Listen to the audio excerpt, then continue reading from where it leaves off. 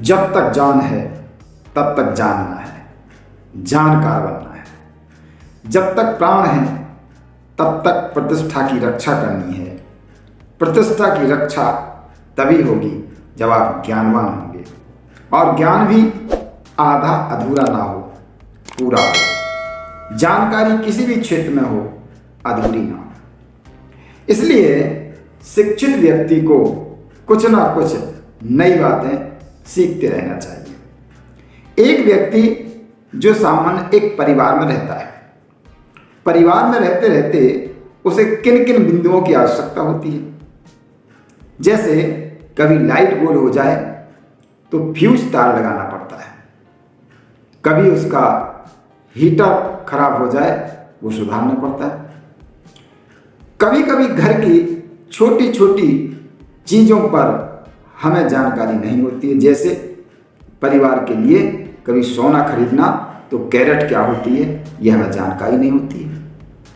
तापमान नापना है बुखार का तो बुखार का तापमान फ़ारेनहाइट में नापा जाता है या सेल्सियस में, हमें पता नहीं होता है। कई बार बच्चे हमसे पूछ लेते हैं बर्फ कैसे बनता है, पानी भाप कैसे बनता है, पानी ठंडा और गर्म कैसे होता है। कई बार उत्तरायण क्या होता है, दक्षिणायन क्या होता है, सूर्य ग्रहण क्या होता है, चंद्र ग्रहण क्या होता है, जल समीर क्या होता है, थल समीर क्या होता है, थर्मामीटर क्या होता है, वोल्ट क्या होता है, वाट क्या होता है, हार्स पावर क्या होता है। हम कहते ना इतने हार्स पावर की मशीन, ये क्या होती है। दैनिक जीवन में घर परिवार के अंदर उपयोग में आने वाली छोटी छोटी सी बातों की जानकारी हमें नहीं होती है और हम उससे जी चुराते हैं। सेंटीमीटर तो जानते हैं, इंच जानते हैं, लेकिन कभी कभी भ्रम हो जाता है कि एक इंच में कितने सेंटीमीटर होते हैं। फिट तो जानते हैं लेकिन हम ये नहीं जानते कि सेंटीमीटर फिट के साथ में कुछ और भी होता है। कई बार देखा है मोबाइल खरीदने जाएंगे तो इसमें कितनी रैम है ये हम पूछते हैं, लेकिन रैम क्या होती है ये हम नहीं जानते हैं, मेमोरी क्या होती है ये हम नहीं जानते हैं। कई बार ऐसी स्थिति होती है कि हम MB, GB, TB मतलब टेराबाइट वगैरह क्या होती है इसके संबंध में जानकार नहीं है, लेकिन वर्षों से मोबाइल चला रहे हैं। हम फिक्सल नहीं जानते लेकिन मोबाइल चलाते हैं। फिक्सल फटते हैं इसकी हमें पूरी जानकारी नहीं है, और फिक्सल कैसे फटते हैं, कैसे उन्हें रोका जा सकता है ये हम नहीं जानते हैं। हमें तापमान की इकाइयाँ नहीं पता, हमें शक्ति की इकाइयाँ नहीं पता, हमें नाप नहीं पता, हमें तौल नहीं पता। छोटी छोटी सी चीज़ें जो घर परिवार में होती हैं हमें जानकारी नहीं होती है। जब हमें अपने पर्यावरण का, अपने आसपास का छोटा छोटा ज्ञान नहीं है तो हम बड़ा बड़ा ज्ञान बगाड़ने की क्षमता कैसे रखते हैं और कैसे बगाड़ देते हैं, विचार करिए। इसलिए आज से ये संकल्प लीजिए कि आज सुबह से लेकर शाम तक जितने प्रश्न आपके सामने आएंगे, जितने चित्र आपके सामने आएंगे, जितनी जिज्ञासाएं आपके सामने आएंगी, उन्हें आप नोट करेंगे, लिखेंगे और धीरे धीरे पढ़ के, समझ के, सीख करके उनका समाधान करेंगे। जब तक आपके अंदर समाधान नहीं होगा तब तक आप अपने शिष्यों को, संबंधियों को नहीं सिखा सकते। इसलिए सिखाने की पहली शर्त स्वयं में समाधान, तब हम देंगे दूसरे का समाधान, तब हम करेंगे दूसरे की संतुष्टि।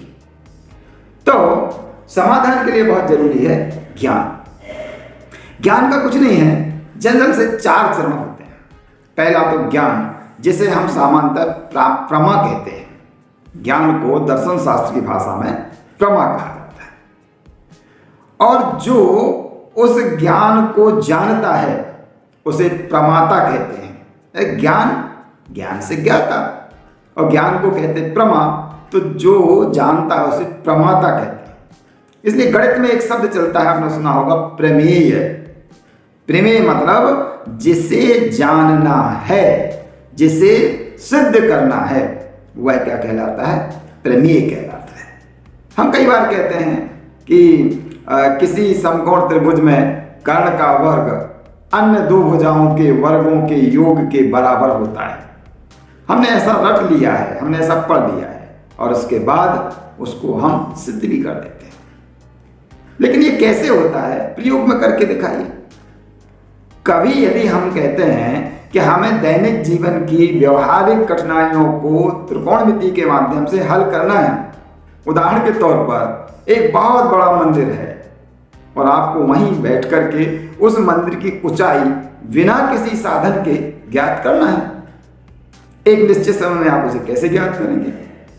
अगर आप पढ़े हैं, आपके अंदर ज्ञान है, गणित का ज्ञान है, तो आप बिना किसी साधन के एक मंदिर की ऊंचाई ज्ञात कर सकते हैं, बहुमंजिला भवन की ऊंचाई ज्ञात कर सकते हैं, पेड़ की ऊंचाई ज्ञात कर सकते हैं, कुएं की गहराई का पता लगा सकते हैं, नदी की चौड़ाई का अनुमान लगा सकते हैं।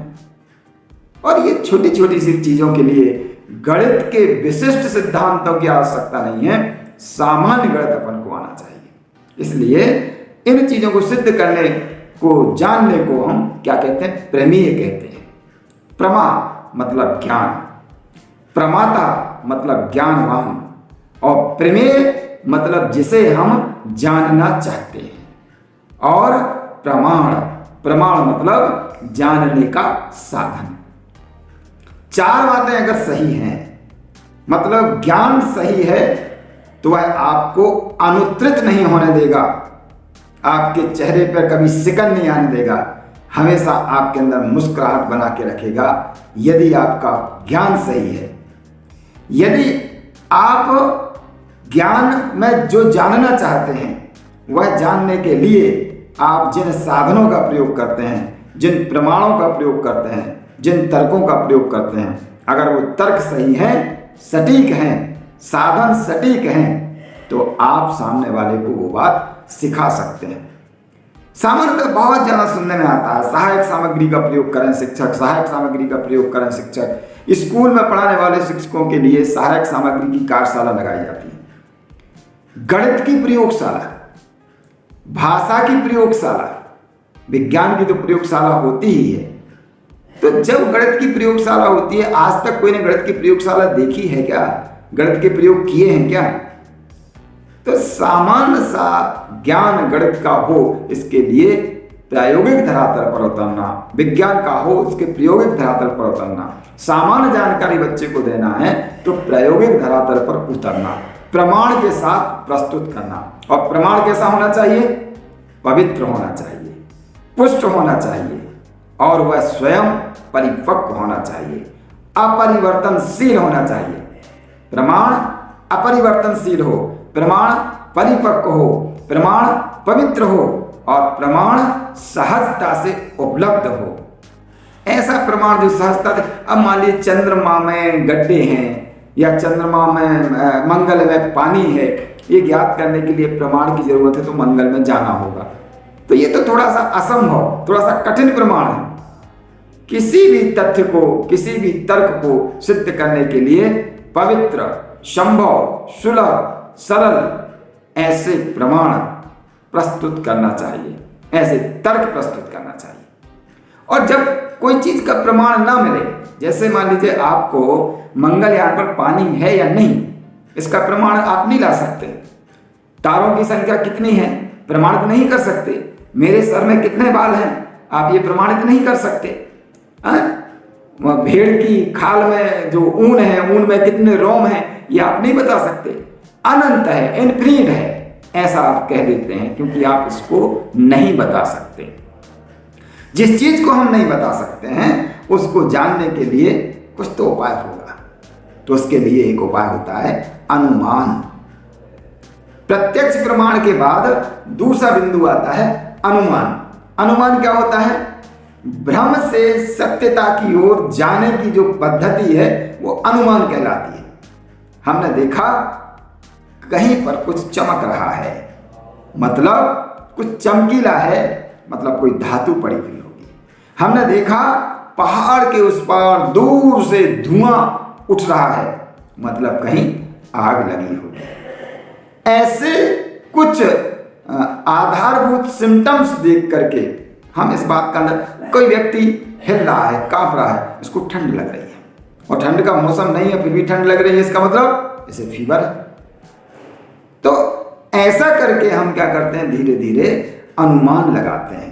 अनुमान के माध्यम से, अनुमान के पैर पकड़ के हम सत्यता की ओर पहुंचने का प्रयास करते हैं।